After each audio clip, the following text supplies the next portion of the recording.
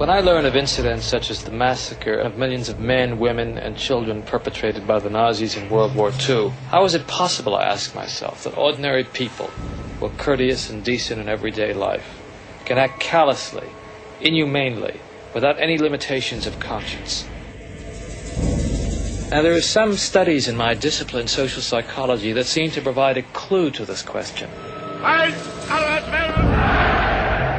The problem I wanted to study was a little different. It went a little bit further. It was the issue of authority. Under what conditions would a person obey authority who commanded actions that went against conscience? These are exactly the questions that I wanted to investigate at Yale University.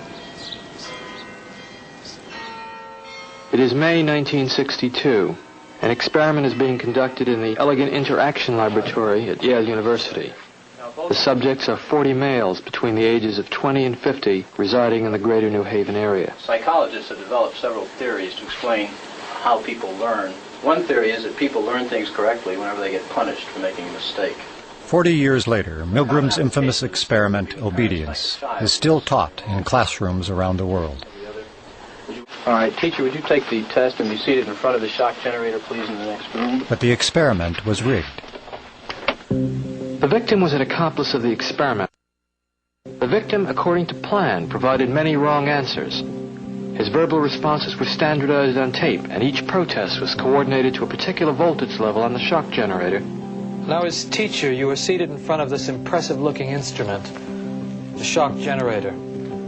Its essential feature is a line of switches that goes from 15 volts to 450 volts, and a set of verbal designations that goes from slight shock to moderate shock, strong shock, very strong shock, intense shock, extreme intensity shock, and finally XXX, danger severe shock.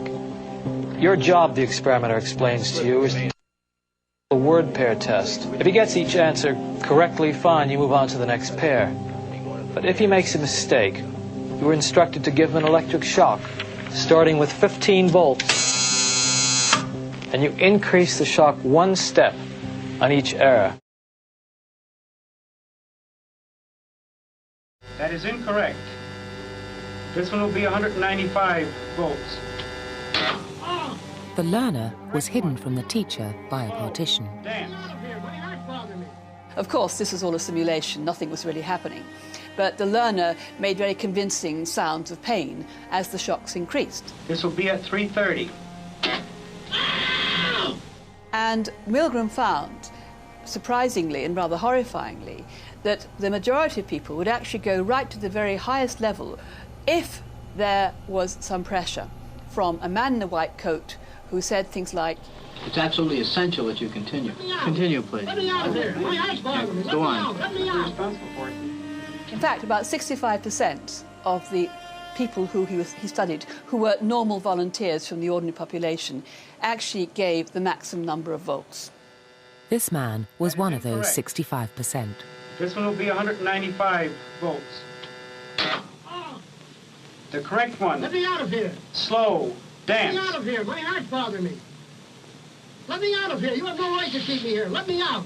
Let me out of here. Let me out. Continue, please. Let me out of here. My heart's bothering me. Let Go me on. out. Let me out. Responsible for it. Red.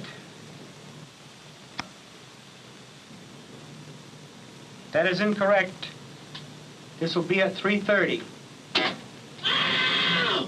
The correct phrase is rich Let me out of boy. here. Let me out of here. My heart's bothering me. Let me out, I tell you. Let me out of here. Let me out of here. You have no right to hold me The here. next phrase is Let me fast. out. Let me out. Let me out. Let me out of here. Let me out. Bird, Let me car, out. train, plane. Eventually, the learner pretended to be unconscious. Continue, teacher. That is incorrect. This will be 3:45.